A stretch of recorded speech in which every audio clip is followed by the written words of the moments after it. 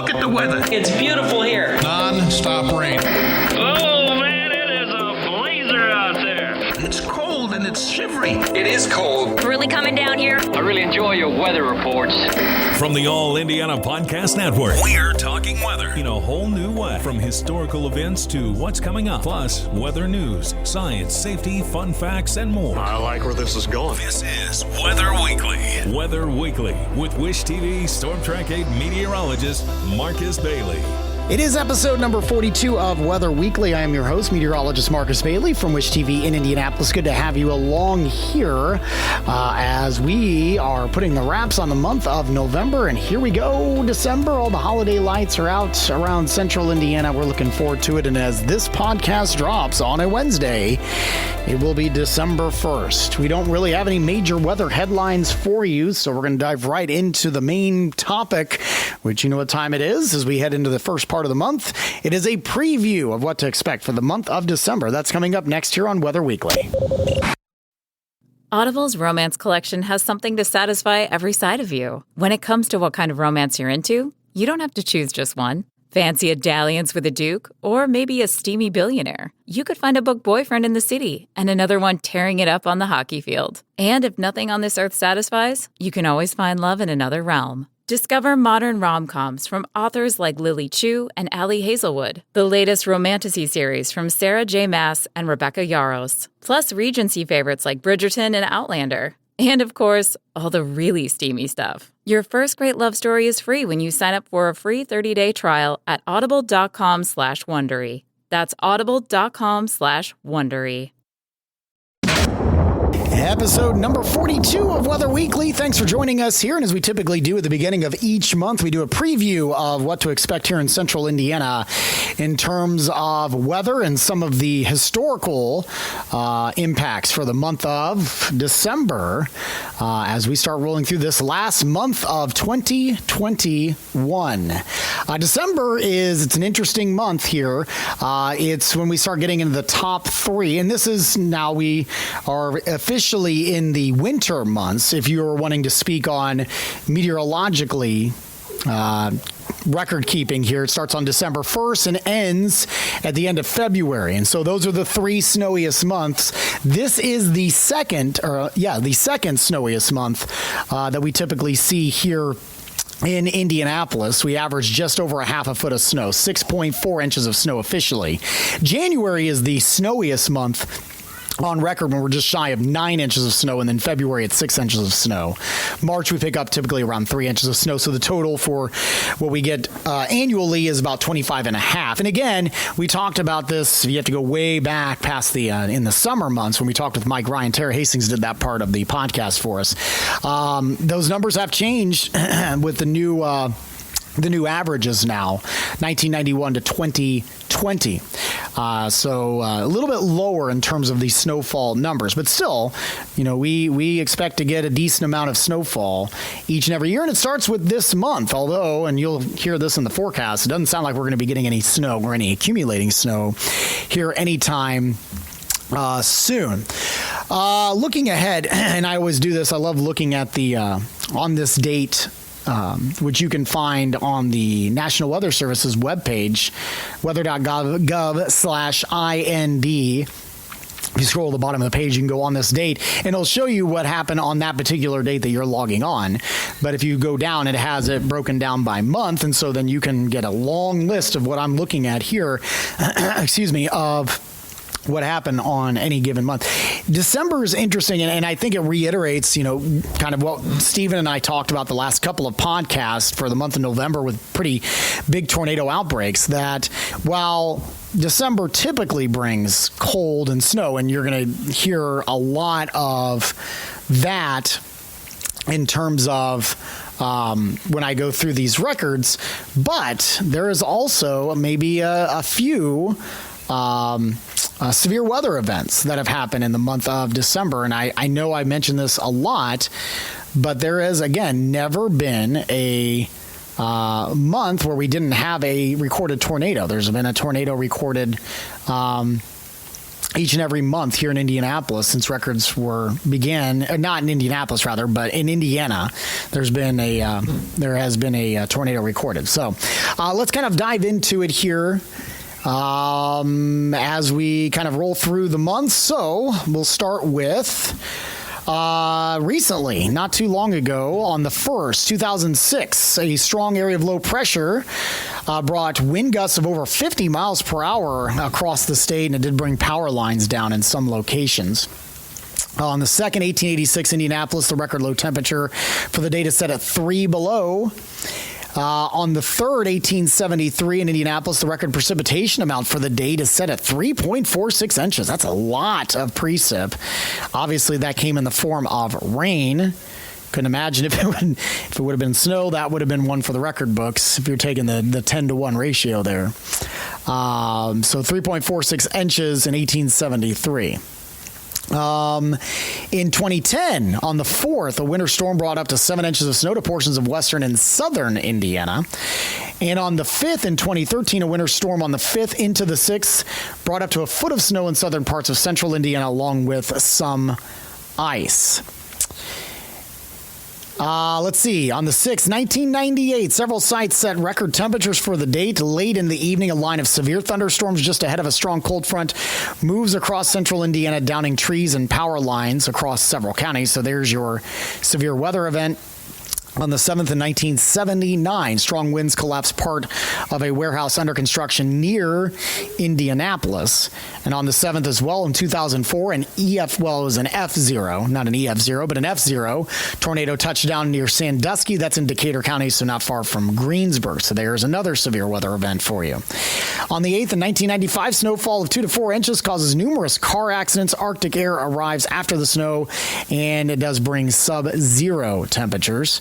In 2005, a winter storm brought 4 to 8 inches of snow. This is on the 8th to central Indiana. The storm's poor timing causes major traffic issues in the Indianapolis area, causing some to abandon their cars after running out of fuel. So I have a story about that. So in 2005, I was a recent graduate from Ball State, and I had just moved down to Fishers, and I was living just off 116th Street. Had moved there after graduation, so I'd only been there for maybe a few months. I was very familiar with that side of town, though. My job at the time, I was a part-timer before I got back into TV, and I think I briefly talked about this. I was working at the Intercom group of stations. So back then, it was WZPL, which still exists, 99.5. The station I did the majority of my work for was the AM station. At that point, was a news talk station. I believe it's a sports talk station now. It's WXNT. I believe it's 1430 on the AM dial. And then 107.9 was also part of that. At that time, it was known as The Track, 107.9. So those were the three stations that were there. And basically what I did was I did a little bit of news, and I mainly filled in on news, but I was more of a board operator for the evening shows. A lot of those were nationally syndicated, so my job was just kind of run the board, run the commercial spots, that kind of stuff. So that day, and I should preface this, and if you're from Indianapolis, you know, well, maybe you don't. So the Intercon group of stations is just south of 96th Street and Meridian. So it's on the north side. Fisher's on the northeast side. So it's not a really far drive. You know, I'd hop on 69, hit 465, take the Meridian Street exit, and then I'm basically right there. So maybe 15 minutes tops, right? If traffic is fine. And I came down in the afternoon, so the volume would be a little bit high, and that was before they kind of renovated I-69 a little bit in 2005. So it would clog up, and it still does. You know, there's a lot of people that live out of Hamilton County, so that's just a busy end of town. Anyway, knowing that the snow was going to be coming, my program director, his name is Andrew Lee. He's no longer at that station. I believe he's up in Minneapolis now. I called him and I said, hey, look, this looks like it's going to be pretty decent here. And we had Paul Poteet, who's a good friend of mine, doing weather because he was at Channel 6 at the time. But I said, hey, you know, I might try to come down early. If you need some help, I'd be happy to help out, all that kind of stuff. And he's like, yeah, the earlier you can get here, the better. And I can't remember exactly, but I want to say I usually came in around 3 or 4 o'clock in the afternoon. So I left about maybe 12:30 or 1 o'clock. I remember eating a quick lunch. It had kind of just started snowing. So I'm like, all right.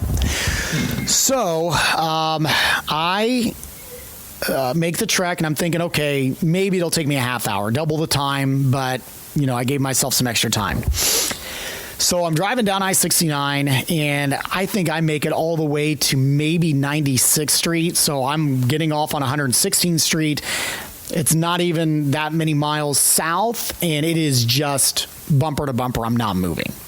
And it really was almost bumper to bumper the minute I got on to 116th Street.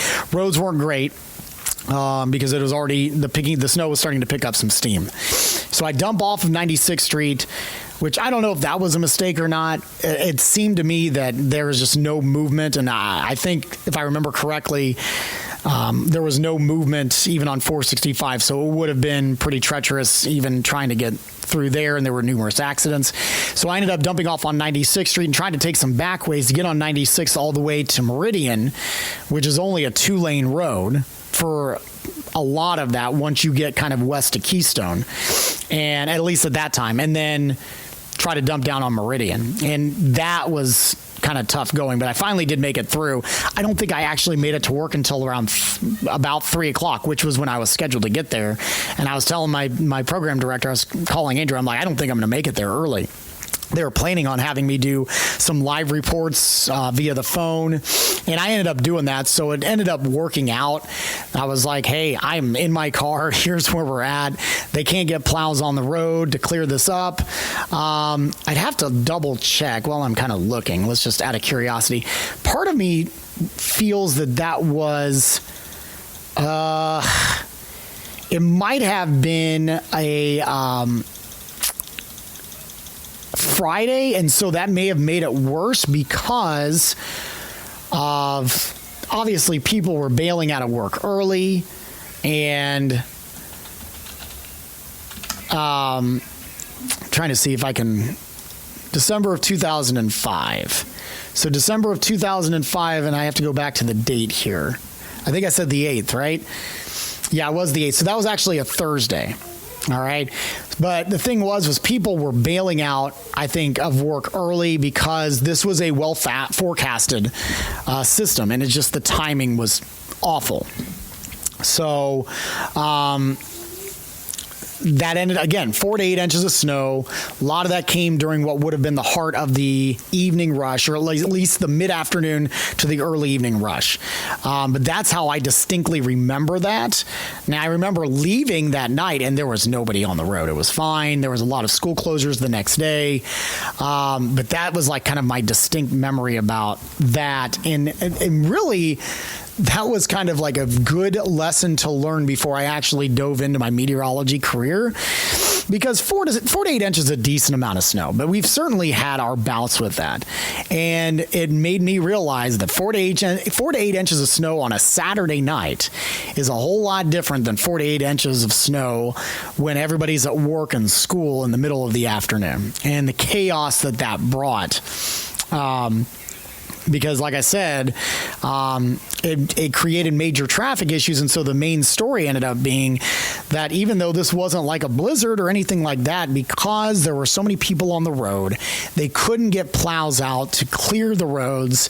People were just basically stuck. There was accident after accident after accident that you ended up having people abandon their cars because they ran out of fuel, because they were just sitting idle for so long. So that's my story. I think it's interesting. It's something that resonates in my mind as, kind of one of the first weather events that I ever really kind of covered for for that. We were getting updates from Paul. So he was doing more of the weather side of things. I was kind of more staying on the news side of things and how it was impacting traffic and all that other stuff. So it was kind of my first taste of big city, winter weather. And it was a good learning experience as I kind of dove into my first TV job, which happened the following year. All right, so moving on. December 9th, 2009, another one, a strong low-pressure system brought winds of over 50 miles per hour to Indiana. And, you get those a lot because, again, November and December, you're still in that transitional period. And you'll hear this in the forecast here coming up for this week. We're going to be fairly mild. December can bring some warmth. So you're not consistently cold for the entire month just because it's December. And so when you ever kind of go back and forth with those temperatures, you're going to get these real wound up areas of low pressure. And sometimes the story with those isn't the rain or the snow that it brings, but the winds. Typically what you get with, some transitional systems here. 1971 on the 10th, numerous severe thunderstorms move across central Indiana, damaging homes and businesses. 3 airplanes are blown over at the Monroe County Airport, just outside of Bloomington. On the 11th, 1967, tornadoes in Davies and Knox County, that's southwestern Indiana, destroy a house trailer and damage several farm buildings. On the 12th, 1977, in Indianapolis, the record snow depth for the date is 8 inches of snow.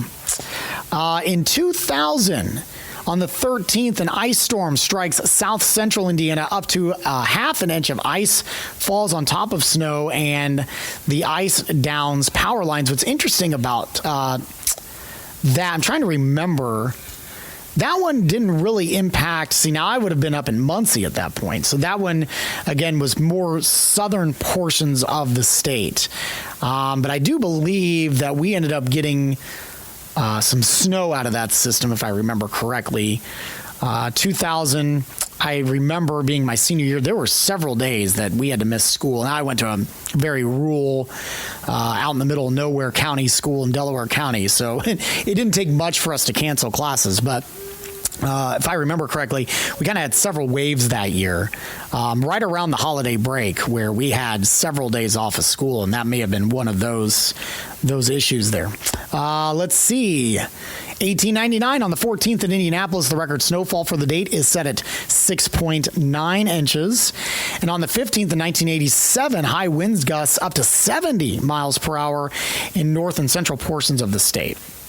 On the 16th, 1996, snowfall of 2 to 6 inches were pretty much widespread. In 1981, on the 17th, 8 inches of snow fell in Monroe and Brown counties, with 4 to 7 inches elsewhere across central Indiana. Let's see, 1995, on the 18th, freezing rain falls across parts of the area, causing over 65,000 homes to be without power at one point due to down power lines. That was on the 18th in 1995. I'm not sure if I'm real familiar with that off the top of my head. 1973, heavy snow falls over the entire state on the 19th and 20th with over 1 foot over much of northern Indiana. 17 inches falls in Lafayette. On the 20th, 1995, heavy snow of 6 to 10 inches on the 19th and 20th fall across central and northeast Indiana, assuring a white Christmas. In 1988, strong winds of 50 to 70 miles per hour at Indianapolis topple a 20-foot high masonry wall under construction. 1989 on the 22nd, Indianapolis records its coldest temperature ever recorded in December. That was at minus 23 degrees. Not that long ago, 2013, on the 22nd as well. Heavy rain fell on the 20th and the 21st, causing flooding. Flash flooding continued into the 22nd when multiple water rescues were performed during the early morning hours. That's always a dangerous time, too, because if you do get cold enough, and I don't have the numbers in front of me, but 2013, if you got cold enough where you've got some things freezing, and you probably didn't because you were just kind of in the beginning of the year, but it is a good case in point that when you get some heavy rain during the cold season, you'll get what's called ice damming. Now, it probably wasn't occurring in a lot of those spots, but where you can have, ice that's built up in these rivers, and so it just blocks the river flow, and water has nowhere to go but outside the banks. So I'm sure that didn't happen there because it was fairly early in the season.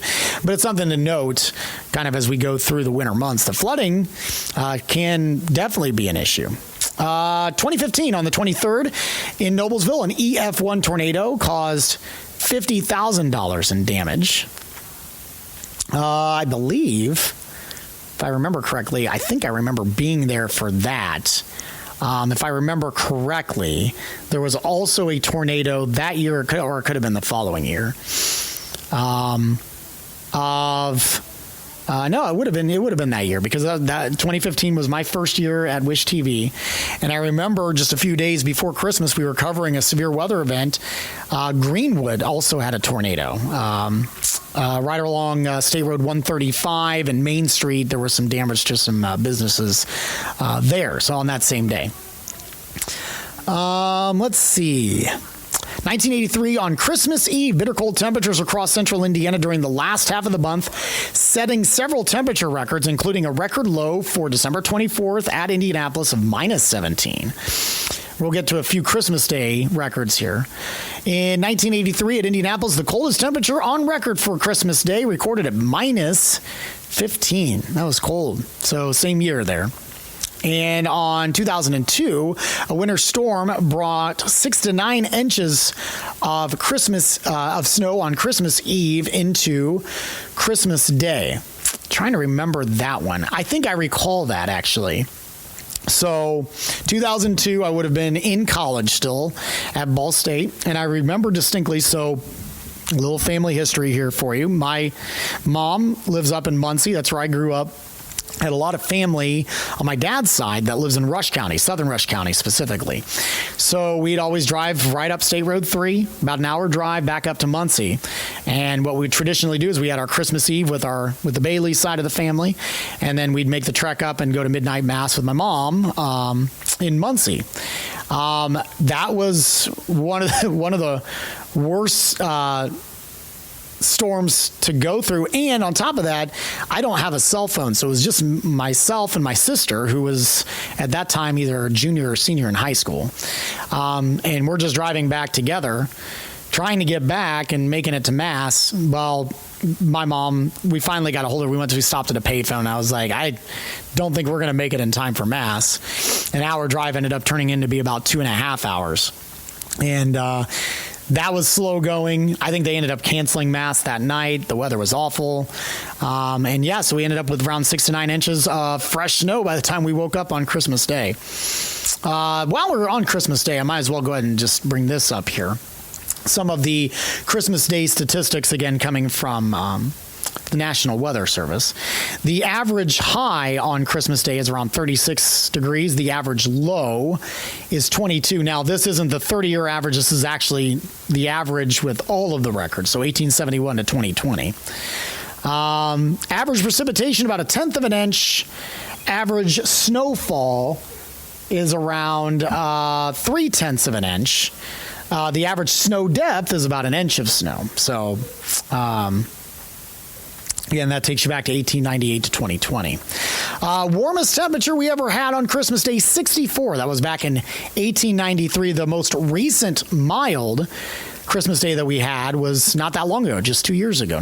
2019, we had a high of 62 that year on Christmas Day. Wettest is 2005. We had about 1 1/3 inches of rainfall. Most snow, 1909, just shy of 1/2 foot, 6 inches of snow.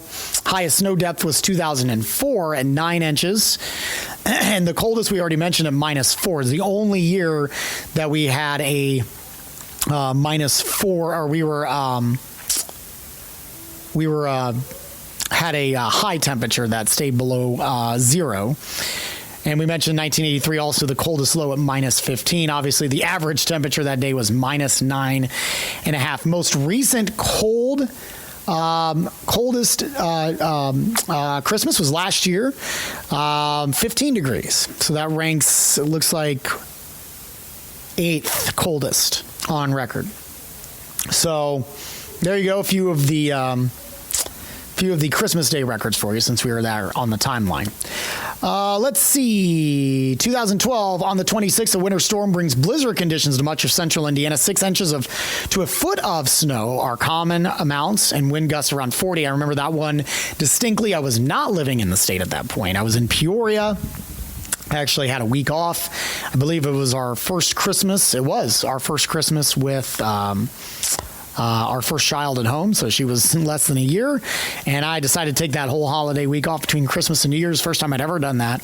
And basically what I did is I streamed a lot of the Indianapolis stations online. I think I watched Wish TV quite a bit, and just their coverage of all day, the snow that was just filling in. Now, luckily, there was a lot of people that were obviously off work that day after Christmas. But I do remember that distinctly, that it was rough going.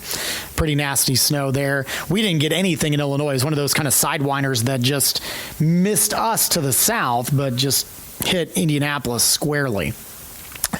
1988, heavy snow accumulates to 4 to 8 inches of snow on the 27th and the 28th. 1990, on the 28th to the 31st, heavy snow combined with snow melt produces significant flooding over much of the state. 1981 to the 29th, 4 to 7 inches of snowfall across Howard and Carroll counties.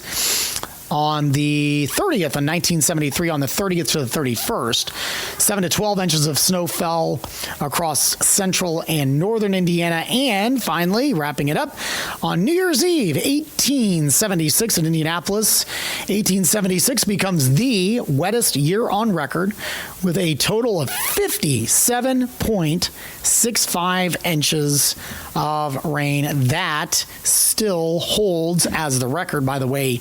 Average precipitation, 43.63 inches of precipitation. So that was 14 and some change inches higher than average. So there you go. Those are some of the noteworthy events that have happened in the month of December. We'll see if we add anything into the record books here for this upcoming month. December, always interesting. We'll see how it plays out. You get a little bit of everything. We'll talk about at least the first week of your December forecast. That's coming up next year on Weather Weekly. All right, look at your forecast here for the first week of December. Not full week, but we start rolling in as we go through the second half of this work week and into the weekend. I'll tell you what, pretty mild temperatures here for the early portions of the month, as we expect numbers into the upper 50s and lower 60s by Thursday, with dry conditions Friday into the mid 50s. And again, relatively quiet. The weekend, there's been some kind of back and forth with some of the models on what to expect. There's been some models that say there'll be a little bit of precipitation, maybe in the form of a wintry mix. Others are saying nothing doing. So still some question marks on that. We'll keep an eye on that. But it does appear to get back to near normal in terms of temperatures for the weekend, with highs in the mid-40s, and early next week, we will likely be looking at numbers into the lower 40s. So kind of right around average, maybe a little bit below. 8 to 14-day outlook, almost the entire United States, or at least the continental United States, with above average temperatures. The exception may be up around the UP of Michigan and extreme northeastern Minnesota and the extreme Pacific Northwest. Near normal precipitation for most of the state. It could be above for northeastern portions of Indiana. Below average precipitation for the southern plains. Again, that's the 8 to 14-day outlook that takes you through the middle of December. The December outlook, which was updated, and we mentioned this last week, equal chances for above or below average temperatures. Same thing with precipitation as well. We'll get another update coming our way here later on in this upcoming week. So that's a look at the forecast. Relatively quiet here, at least so far, to start off the month of December. Appreciate you tagging along for episode number 42 here of Weather Weekly. We'd love to hear your feedback, your comments, concerns. You can email me anytime at marcus.bailey@wishtv.com. You can also reach me on social media. On Facebook, it is Marcus Bailey Weather, and on Twitter and Instagram, it is at Marcus Bailey. Hope to have you along in next week for episode number 43. And while you're here, make sure to check out all the other great podcasts, all part of the All Indiana Podcast Network. Discover more from Storm Track 8 Weather and Wish TV. Online at wishtv.com and when you follow Wish TV on Facebook. Plus, be sure to check out more great podcasts from the All Indiana Podcast Network now at allindianapodcastnetwork.com.